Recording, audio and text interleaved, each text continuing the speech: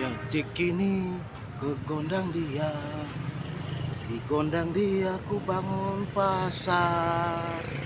Cikini ke gondang dia, di gondang dia ku bangun pasar. Ini beritanya, lihat itu.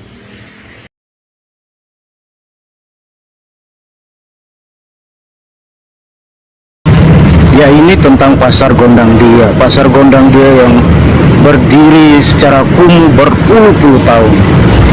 Tapi begitu datang di tangan seorang Jokowi tahun 2012-2014, cuma nggak lama jadi gubernur DKI, dia mengubah pasar Cikini yang kumuh, yang berantakan, yang wah banyak preman lah.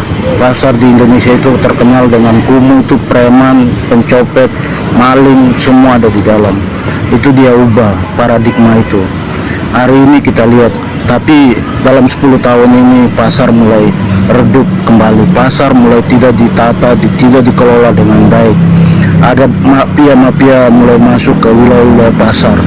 Kalau tahun 2012 ke 2014 ditata dengan bagus, dengan manajemen, ada parkir, ada tempat parkir keluar, penjaga parkir, ada. Sekarang gondang dia seperti ini. Dan mungkin juga banyak mafia-mafia liar yang masuk, sehingga banyak pungutan-pungutan liar di dalam juga. Tapi itulah wajah pasar gondang dia yang dibangun zaman itu. Sampai hari ini saya lagi ambil potret tentang pasar gondang dia itu.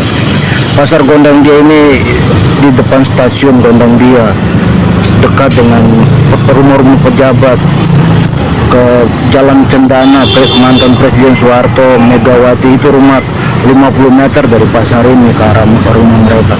Tapi pasar ini bertahun-tahun berdiri dalam keadaan kumuh, tapi Jokowi ubah dalam cuma 1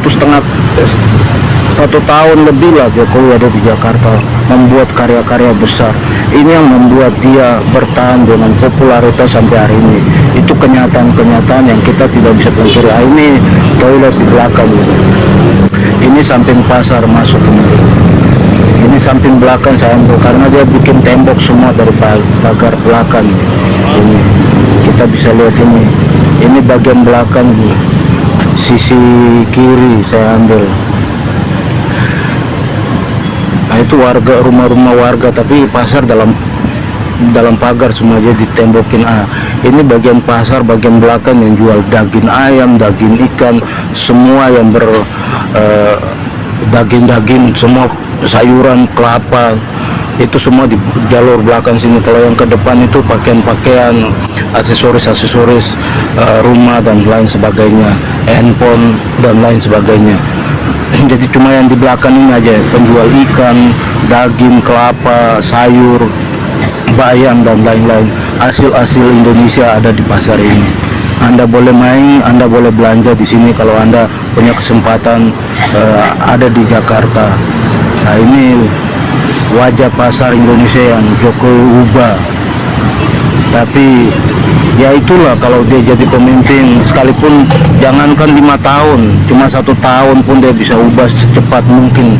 Apapun yang terjadi dia akan ubah secepat mungkin. Itu pemimpin yang punya tujuan jelas, motivasi jelas untuk masyarakatnya, untuk bangsanya.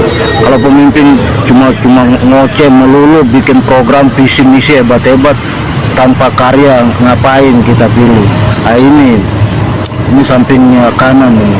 Ini ada warung rokok, warung sembako, semua ada di wilayah depannya. Ini masuk ke dalam gedung pasar. Ini ada telur, jual telur, ada sembako, semua di depan. Ini bagian kiri depan semua. Ini juga parkiran motor di samping. Saya coba masuk ke dalam, ini lihat, ini bagian dalam dari pasar. Ini banyak kios-kios kiri kanan, tapi karena ini saya ambil hari libur, jadi beberapa aja yang buka, tapi banyak tutup karena mungkin libur. Ini bagian ke depan saya lewat, itu dinding atapnya kebuka seperti itu, jadi ada penerangan dari atas turun ke bawah. Ini saya ke arah depan ini, di depannya itu stasiun gondang dia yang ada depan. Ini atap dinding atas pasar. Ini di depan itu yang warna kuning gedung itu stasiun gondang dia. Ini ada ATM BCA di sini juga nih, di depan. Ini parkiran mobil depan. Ini parkiran semua, tapi ya ini piagam yang ditandatangani oleh Pak Jokowi itu. Joko Widodo, Jakarta, 26 Januari 2014. Nah, ini pintu keluar. Sekarang rusak itu pintunya. Udah 10 tahun Jokowi jadi presiden, udah rusak pintu. Orang harus tunduk. Nah, jadi Jakarta ya pasar sudah tidak terlalu tata.